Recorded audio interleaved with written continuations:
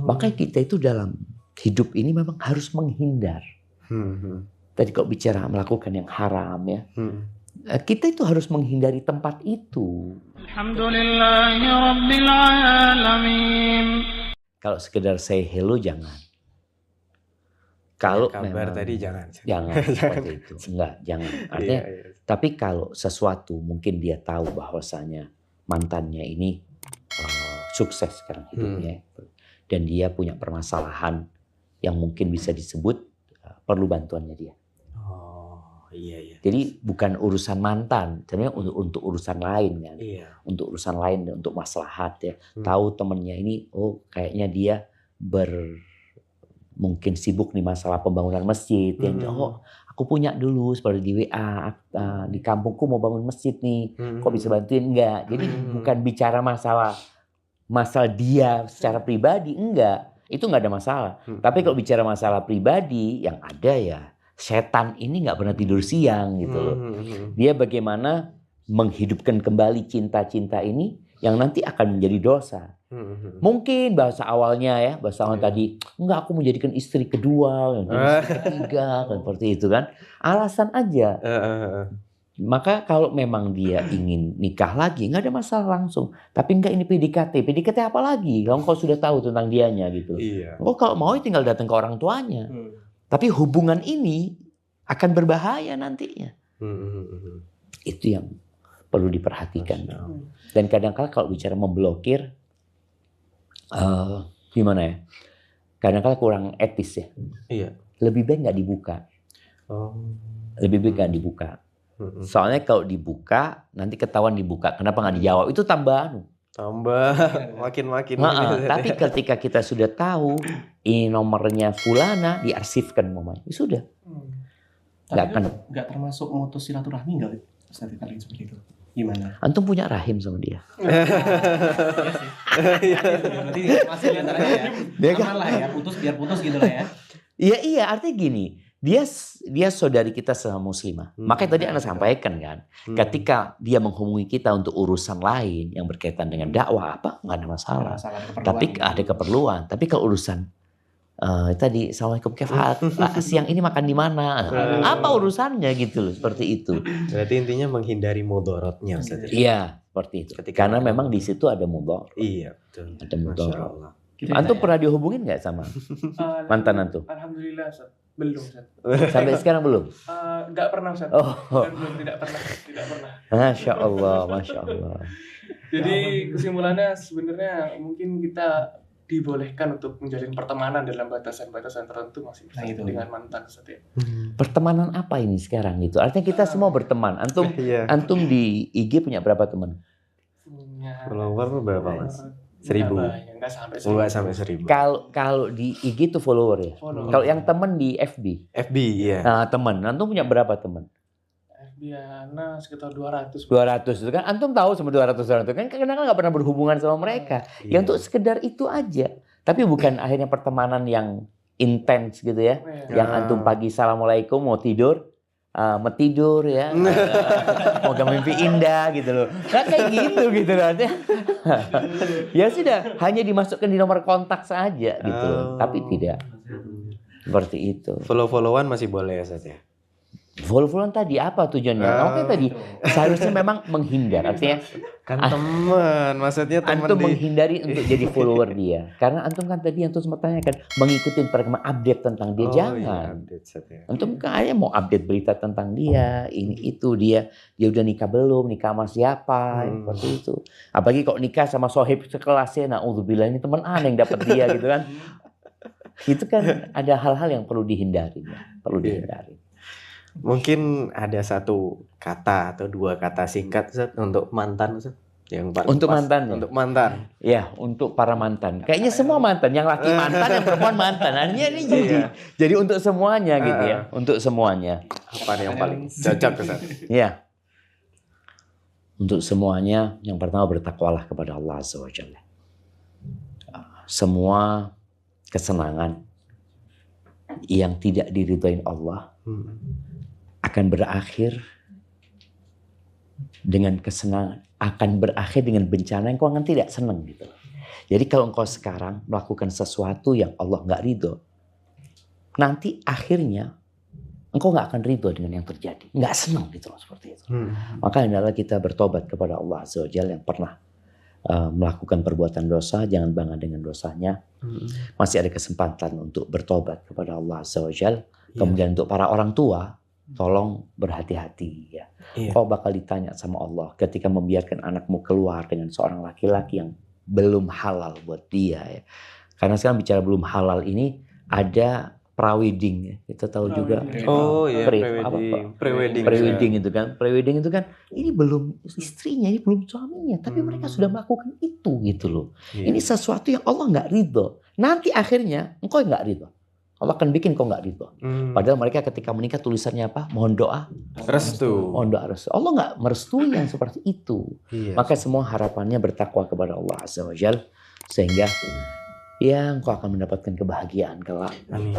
Dan bicara dosa, siapa yang tidak berbuat dosa? Tapi sebaik-baiknya orang yang berbuat dosa itu, kata Nabi SAW, wa khairul khatta'in at-tawwabun. Sebaik-baiknya orang yang berbuat dosa itu yang bertobat kepada Allah Azza wa Jalla. Maka tundukkan pandangan. Ketika engkau memang sudah punya kesiapan untuk menikah, ya sudah. Datang ke orang tuanya. Bukan bawa dia jalan-jalan. Anu mau PDKT dulu. Barakallah kayak gitu. Sekarang kalau kondisinya seorang sudah berumah tangga Ustaz, katakanlah memang sudah bertaubat ya Ustaz ya, dalam artian dari dosa-dosa dari pacaran-pacaran tersebut. Nah, kadang ada sebagian kasus itu istri itu kepo Ustaz, sama masa lalu suaminya. Nah, ini repot ya Repot. Kadang-kadang ditanyain tentang gimana sih dulu, misal gimana seperti apa mantannya, lebih cantikan aku apa dia misalnya, atau nanya-nanya hal-hal lain, ngorek-ngorek gitu Ustaz. Itu gimana dengan kondisi tersebut, apa sikap yang tepat dilakukan oleh Antum pernah dikorek sama istri antum?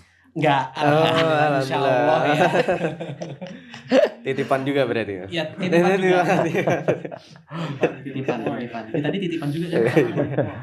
Ya. Jadi semua titipan ya? Gak ada yang pengalaman gitu kan? Gak ada. Kita harus datangkan yang pengalaman seharusnya. Salah ini. Nah. Mas. Jangan titipan juga ya. Iya, gini ya.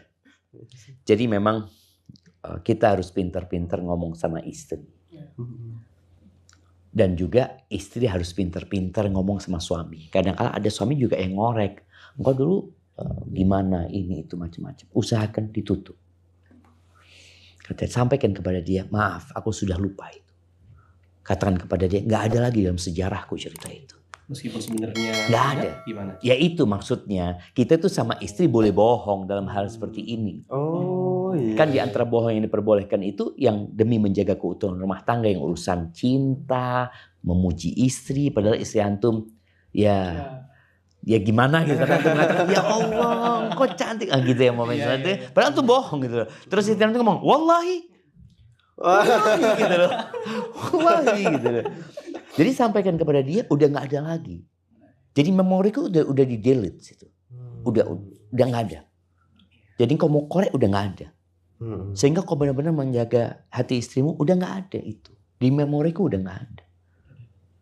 Kayak gitu. Tapi kalau seandainya dijelek-jelekan Ustaz gimana? Demi untuk memuji istri ini misalkan. Enggak, jelekan orang nggak boleh. Kamu misal seperti itu. Nggak boleh. Artinya kan dia nggak akan berhenti. Dia tidak akan berhenti. Mana sih mantanmu? Yang kau katakan aku lebih cantik dari dia. Tahu fulan ya Allah. Ketahuan bohong ya jadi. Nggak, katakan udah nggak ada. Kalau dia ngorek-ngorek udah nggak ada. Jadi gimana kalau antum HP sudah di apa istilahnya? Yang dikembalikan ke pabrik itu? Di reset Di reset gitu ya? Udah di reset, nggak ada. Kau lihat. Kau nggak percaya, kau ambil pisau, kau lihat nih di otakku, kau belah dadaku. Nggak ada. Yang ada cuma kamu gitu. Jadi kita harus pintar-pintar sama istri. Tapi kalau kita kemudian enggak, ini kan cuma mengenang masa lalu, enggak. Yang ada kau akan bikin sakit hati dia. Nah, dia akan terus berpikir. Makanya Ana juga minta maaf sama istri Ana. Kalau Ana pernah nyebut yang lainnya dalam hidup ini. Masya Allah. Kayaknya kita semua perlu minta maaf. Nah, sorry. Udah dihapus sudah. Dihapus, reset nggak ada. Ketika aku menikah denganmu, HP itu jadi baru lagi. Wah, kembali ke pengaturan awal. Masya Allah ya. Kembali ke pengaturan awal. Yang ada di situ cuma siapa? Ya, cuma kamu. Istri. Ada itu. Masya Allah. Barakallahu fikum Ustaz. Masya Allah, jadi jelas banget nih ya. Kita dapat pencerahan yang Masya Allah hari ini. Jazakumullah khairan. Pencerahan Ustaz. buat antum apa buat Buat yang nitip tadi Ustaz. Yang Maksudnya. nitip, ya. Tapi kan Nah. iya lewat kita-kita. Iya betul. Baik Ustaz. Nah sekarang ini giliran dari netizen Ustaz. Nah kemarin kita sempat buka pertanyaan Ustaz buat netizen yang penasaran nih, pengen curhat, pengen tanya sesuatu. Nah kali ini ada dari salah satu netizen ini bertanya, Assalamualaikum Ustaz. Pertanyaan singkat ini Ustaz. Bagaimana caranya agar cepat move on Ustaz? Kalau tadi mungkin sudah real taubat dan ini tips mungkin biar cepat gitu Ustaz. Iya, jadi orang kepingin cepat ya. Iya. Sebenarnya tadi kalau dirangkum tuh jadi cepat. Hadiahnya diberikan ya. Kemudian kita unfollow ya. Kemudian nomor handphonenya kalau memang harus diblokir, karena kan harus diblokir. Ada yang seperti itu. Kita harus blokir karena takut dia kita akan terpancing untuk melihat ada hal lagi. Tapi kalau bisa diarsifkan seperti itu ya. Iya. Kemudian menghindari perjumpaan sama dia. Kemudian memperbanyak aktivitas yang lebih berguna dan yakin Allah akan kasih ganti yang lebih baik ya.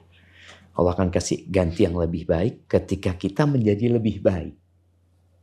Mudah-mudahan dengan cara seperti itu ya bisa. Tapi kalau masih dilihat tapi masih kepo update tentang dia, gimana engkau mau move on gitu loh. Iya. Tinggalnya hadap-hadapan rumahnya. Aduh. Mau move on gimana? Setiap hari ada ketemu seperti itu. Ini kadang-kadang harus hijrah. Harus hijrah. Artinya merantau sudah enggak, bismillah aku akan merantau. Kalau enggak aku di sini akan terus berbuat dosa umumnya seperti itu. Apalagi mantannya tebar pesona terus. Seperti itu kan. Setiap lewat, Assalamualaikum, Allahu Akbar. Untuk naik motor, nggak jawab salam gimana gitu. Tapi memang gini loh, ketika ada orang perempuan yang mengucapkan salam kepada kita, dan dia masih muda, dan kita takut terfitnah, kita nggak boleh jawab salam. Sampai seperti itu, nggak boleh. Antum gimana jawab, kemudian antum terfitnah. Apa gunanya? Ada salam tadi, salam ini kan juga menumbuhkan cinta tuh. Salam. Maka kita boleh tidak menjawab salam. Aku jawab salam kowe ya wis. Oh, sampai seperti itu Ustaz ya. Menghindari. Benar-benar kita tadi untuk move on. Kalau mungkin listrik itu kita matikan ya. Terus bikin gelap semuanya. Antum jalan pakai senter lagi tanpa memandang kanan kiri. Bismillah. Insya Allah kayak gitu teman-teman. Dan berdoa. Karena memang ada penyakit isyik. Apa itu? Isyik itu cinta yang mendalam yang sudah nggak bisa terobatin, yang sampai gila kadang kalau orang seperti itu ya. Sampai ceritanya Majnun Laila. Oh iya. Itu kan jadi permisalan kan. Bagaimana Majnun itu datang ke kampungnya Laila. Laila udah pindah. Kan dulu kan modelnya nomaden gitu ya. Udah pindah gitu ya. Itu Majnun Laila, Qais ini menciumi tembok-tembok di sana. Dia mengatakan uqabbilu dzal jidar wa dzal jidar. Aku cium tembok. Ini karena dia ngikutin. Dia tadi update-nya, dia cari info terus seperti ya. Gak bisa move on dia. Tambah sakit gitu loh. Dia sampai menciumi tembok-tembok ini. Dia ngomong, wa ma hubbul jidar syaghafna qalbi. Kalian bilang aku gila kan, kata dia. Aku gak cinta sama tembok ini. Walakin hubbu man sakanat diyar. Tapi aku cinta sama yang pernah tinggal di tempat ini. Bayangin ya Allah. Ini benar-benar nggak bisa move on. Dia sampai rumahnya diliatin, ya Allah, diciumin. Padahal ini udah nggak ada orangnya gitu loh. Nggak ada obat itu berarti. Iya, itu. Apotik tutup. Nggak ada obat. Berarti juga kota-kota yang bisa mengingatkan kita dengan kisah itu, mending kita itu. pergi aja. Ya, iya. Kalau memang tadi nggak bisa move on, tapi ada orang yang udah sembuh, aman gitu loh. Tapi kan ada yang proses penyembuhan itu kadang-kala butuh waktu gitu loh. Iya. Hindari dulu sementara. Engkau beraktivitas lainnya dan insya Allah Allah kasih ganti yang lebih baik gitu loh. Dengan cara menikah gitu loh. Iya. Karena kalau yang berbuat dosa itu ya jangan diulangi lagi. Udah. Iya. Baik Ustaz, ini ada pertanyaan selanjutnya dari netizen. Assalamualaikum Ustaz. Waalaikumsalam warahmatullahi wabarakatuh. Ana punya mantan saat masa jahiliyah. Dia menikah dan sudah mempunyai anak. Tapi Ana masih berharap untuk bisa sama dia lagi. Allahu Akbar. Bagaimana menurut Ustaz? Allahu Akbar. Ini kayak ini kayak yang di truk-truk itu ya. Ya, kutunggu jandamu gitu kan. Allahu Akbar. Yang pertama, cinta itu nggak harus memiliki. Masya Allah. Artinya ketika dia sudah jadi milik orang lain, seharusnya cintamu semakin besar. Artinya alhamdulillah dia dapat yang lebih baik dari dirimu. Artinya dia menjalin kehidupan ini dengan suami yang mudah-mudahan merawat dan menjaga dia. Mungkin kecintaan dia kepada perempuan ini bagaimana menjaga rumah tangga dia jangan sampai berantakan. Iya. Karena ya udah ini kalau kita bicara iman, beriman kepada Allah dan hari akhir ya. Engkau sudah. Dan di dunia ini banyak wanita. Iya. Ada banyak wanita. Boleh jadi engkau berpikir wanita itu yang paling indah dalam hidupmu. Dan dia sudah mendapatkan lelaki lain yang mungkin lebih baik daripada dirimu. Dan boleh jadi engkau dapat wanita yang lebih baik dari dia gitu. Makanya nasihatnya tadi, bagaimana engkau move on, jangan pernah ngelihat perempuan itu. Ini kan cari tahu, udah nikah sama siapa gitu kan. Oh, punya anak seperti itu. Dia kadang-kala dia tanya di mana suamimu. Dia pokoknya dan ini nanti akan masuk orang yang dibenci Allah, yang merusak rumah tangga orang nantinya. Ketika dia berharap terjadi perceraian, itu bahaya sekali gitu loh. Jadi dia sudah ingin merusak. Maka dihindarin yang seperti itu dan berusaha, udah dia menikah. Kalau suatu saat ya, karena memang ada orang yang pernah senang dengan seseorang. Akhirnya sebenarnya dia belum bisa move on. Tapi dia berusaha. Dia menikah dengan wanita lain yang namanya sama dengan nama mantannya. Bayangin ya, seperti itu. Namanya nama dengan sama mantan seperti itu ya. Ini berat ya. Sampai subhanallah ini terjadi. Anak ada kerabat ya seperti itu. Sampai ketika sudah tua, masya Allah, jadi janda. Mungkin sudah umur 60 lebih. Dan dia sudah 70 mungkin. Dinikahin. Dia tetap ingin halalnya gitu. Nah, ini ada. Cuma dia menjaga, artinya dia tidak ingin mengganggu rumah tangga dia. Ketika meninggal suaminya, ya dia punya kesempatan untuk itu. Tapi jangan didoakan cepat mati suami Allah. Jangan, kita doakan yang baik lah. Apalagi kalau benar-benar cinta. Kadang-kala cuma nafsu. Iya, betul. Cinta nggak harus memiliki gitu kan. Dan jangan mengganggu yang kau cintai. Masya Allah, Masya Allah. Gimana Cahan? Iya. Satu lagi Ustaz, dari pertanyaan netizen ini kita bacakan. Bismillah, afwan Ustaz, satu pertanyaan ini. Saya termasuk yang seringkali tergoda dengan sesuatu yang haram. Mungkin salah satunya juga dengan mantan ini Ustaz ya. Bagaimana doa Ustaz biar kita terhindar dari sesuatu yang diharamkan oleh Allah Subhanahu wa taala? Allahu Akbar. Rasul sallallahu alaihi wasallam itu pernah membuat sebuah percontohan. Beliau mencontohkan ada jalan yang lurus ya. Kemudian di kanan kiri jalan itu ada pagernya. Di pagar itu ada pintu-pintu tanpa daun pintu ya. Pintu-pintu tanpa daun pintu. Di daun pintu itu ditutup sama tirai. Orang ini jalan di situ. Ada yang manggil ya untuk buka tirai itu. Ada yang ngasih tahu. La taftah, jangan buka. Kok kalau buka masuk? Jadi tembok itu adalah batasan-batasan Allah. Pintu-pintu itu yang diharamkan sama Allah Azza wa Jalla. Dikasih tirai itu supaya engkau nggak buka. Engkau buka masuk gitu loh. Makanya kita itu dalam hidup ini memang harus menghindar. Tadi kau bicara melakukan yang haram ya. Kita itu harus menghindari tempat itu. Ketika kita berada di tempat itu ya kita akan terjebak dalam dosa itu. Maka yang memanggil itu di dalam hati seorang muslim selalu ada ketika orang yang mau buka tirai dikatakan la taftahu. Jangan buka. Engkau buka masuk sudah. Engkau buka masuk. Maka ketika kita pegang handphone kita ada hal-hal yang memang nggak boleh dibuka. Nggak boleh. Engkau hindarin gitu loh, seperti itu. Kemudian ketika engkau nggak mampu, jangan sendirian. Karena orang kalau sendirian itu ajakan setan lebih kuat gitu loh. Ketika ada teman kan paling enggak kita malu sama teman kita. Kita kadang-kadang enggak malu sama Allah Azza wa Jalla. Lebih malu dengan manusia. Dan kalau bicara doa, ada doa yang diajarkan Nabi SAW. Sering Nabi bacakan bersama para sahabatnya. Beliau mengatakan, Allah maksim lana min khasyatika ma tahulu bihi bainana wa baina ma'asik. Ya Allah, bagikan buat kami rasa takut kepadamu yang dengannya engkau menghalangi kami dari berbuat maksiat. Rasa takut ini yang membuat orang enggak jadi berbuat dosa. Wa min ta'atika ma tuballighuna bihi jannatak. Dan bagikan buat kami ketaatan, senang dengan ketaatan, dengan ibadah yang dengannya engkau sampaikan kami ke surgamu. Wa minal yaqin, ini bicara mantan. Wa minal yaqin ma tuhawwinu bihi alaina masaibat dunya. Dan berikan kepada kami keyakinan yang dengannya musibah-musibah dunia jadi ringan.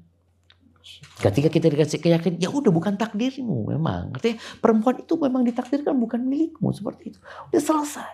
Tapi kalau orang nggak punya keyakinan dengan takdir Allah, dia akan, ya Allah kok bisa anak telat waktu itu, anak ini. Allah, kalau seluruh manusia bersatu padu untuk menyatukan antum sama mantan itu, katakan Allah tidak akan pernah terjadi. Maka kita minta tadi sama Allah SWT. Dan masih banyak doa lainnya seperti doa Allahumma inni a'udzubika min syarri sam'i. Ya Allah, aku berlindung kepadamu dari kejahatan pendengaranku, wa min syarri basari, wa min syarri lisani, wa min syarri qalbi, wa min syarri mani. Gitu. Berlindung dari kejahatan pendengaran, karena memang ya perbuatan haram itu dengan indera kita ini. Makanya orang yang tuli, orang yang buta itu selamat dari godaan fitnah yang haram tadi. Dia nggak tahu gitu loh. Maka kita minta supaya diselamatkan dari kejahatan mata kita, lisan kita, hati kita, dan air mani kita. Barakallahu fiik ya. Masya Allah.